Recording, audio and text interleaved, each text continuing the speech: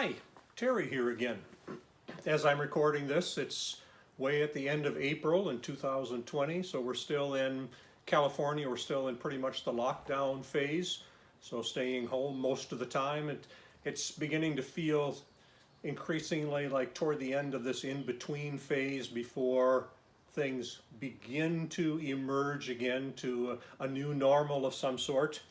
And this morning, I'd like to talk about pretty much a new word to me that I've heard recently and I've been reading this past week. It's the word liminal, Liminal,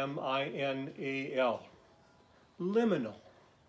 And Merriam-Webster Online Dictionary defines it the second meaning of relating to or being an intermediate state, phase, or condition. Again, of relating to or being an intermediate state, an intermediate phase, or intermediate condition. Then synonyms is in between or transitional. And we go through several of these in between transitional stages where something has ended and then there's a pause before there's something that comes afterward. Could be something as simple as halftime at a football game, or maybe in life going along fine and then lose a job and there's that in-between time, or could be an illness, something that just stops everything and need to deal with this before the new normal comes on. But right now the looming thing is the pandemic, and things have been paused. They're in between. They're a transitional between the old normal and whatever the new normal is going to emerge as becoming, perhaps by as early as the end of the year when a vaccine comes out, or later on than that. And it occurs to me there are three ways that I'm seeing people react to this liminal time, and three ways that I've responded to it myself in the past when different things have occurred, either a change internally or a change externally that puts me in this in-between time. One way to react to it is to absolutely resist it. I see that in terms of the pandemic, of people demonstrating or people just breaking the laws and just meeting and getting closer together than the distance that's recommended, or holding social events, be it churches or other events or gatherings, that they just resist it, or they get very angry over it and try to find somebody to blame, be it in this case China, or Republicans blaming Democrats, Democrats blaming Republicans, and just all the blame going on, that huge resistance to it. And it comes out of frustration, fear, maybe a basic anti-government, or people resisting any kind of constraints. That option of resistance or anger or just being disgusted with the whole thing reminds me of a statement from Dietrich Bonhoeffer. It goes something like that, something like, obedience is very difficult, if not impossible, for those who resist, but easy for those who willingly submit. It's when you resist it. It's when you're angry or frustrated. It's different from saying, hey, I don't agree with this. Let's see if we can foster some change. No, it's just that angry frustration. So sometimes I too resist whatever liminal space I'm in. I don't like it. I rail against it, or I try to ignore it, I try to bury it in activity. But one option to liminal space is to resist it. A second option is to, in a sense, submit to it, but then want to get out of it absolutely as quickly as possible. So in this instance of the pandemic, it would be just say, hey, we want to open things up again as soon as we possibly can.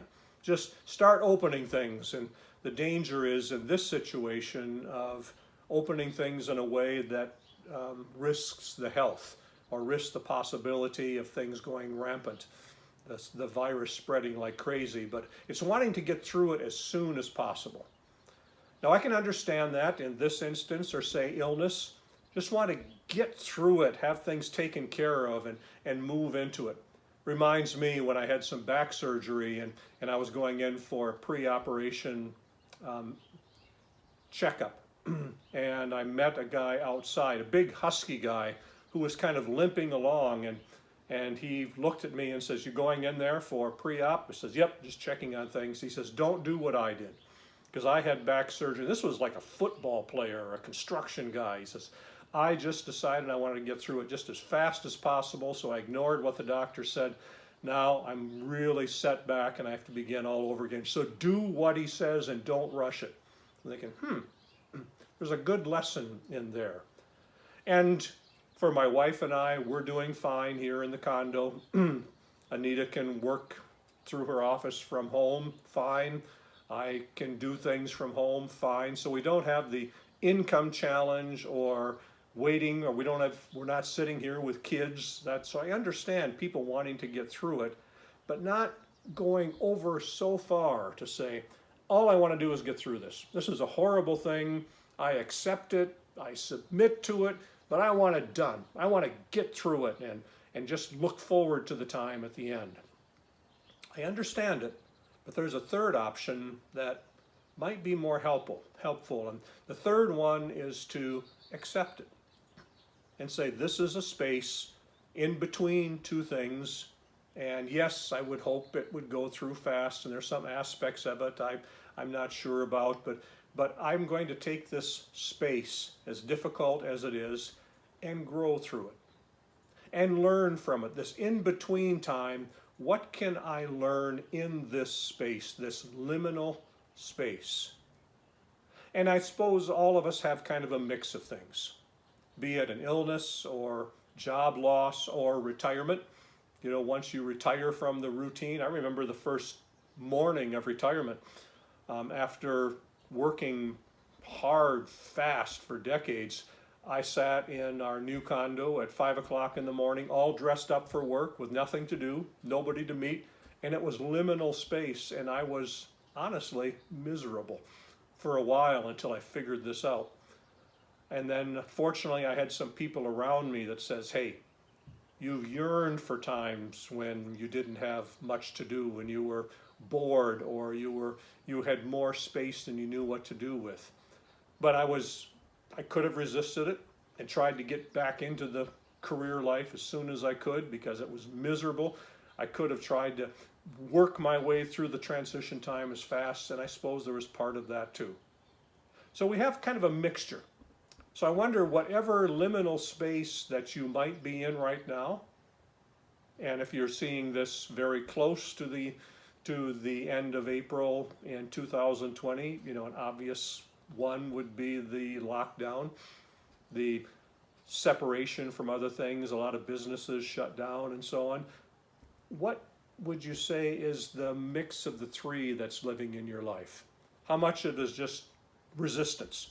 Just saying, this is terrible, this is awful, I'm miserable, this shouldn't be this way, it's not fair, or it could be an illness or related to the pandemic, or otherwise could be a job situation or whatever pause it might be. How much of it is just resistance? How much of it is just wanting to get through it as fast as possible? Just looking at the horizon, not looking where you are, and how much of it is not resting into it as so much as just being present to it.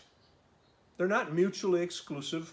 They're a mixture of all three, almost like three legs on a stool sometimes, but where are you putting your weight in that analogy? Now for me, it's easier because our situation is comfortable. That it's easier for me to say, hey, in this in-between time, what am I learning? I'm learning that I enjoy cooking.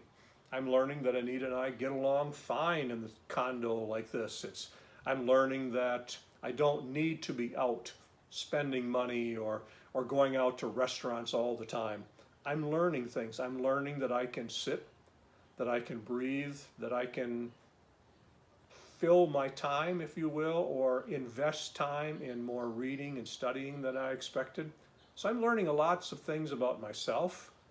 I'm learning lots about thinking about things that once this pause is done, emerge. Where will I invest time? Where might I volunteer? What might life look like? When would that be? So how much are you just absolutely resisting whatever liminal space you are in, this in-between space? How much of it is just wanting it done, just looking at the horizon, and how much of it is being present to it? I'd encourage you to think about that third one, at least as much as you can in your context, where you are in your life. How much can you just be there and say, what am I feeling? What might I learn? What might this extra space, or being stuck with my kids, or being in between job or stressed financially, what can I learn about myself and my situation from this? Not easy, but great potential. Again, have a great week, and I'll see you next week.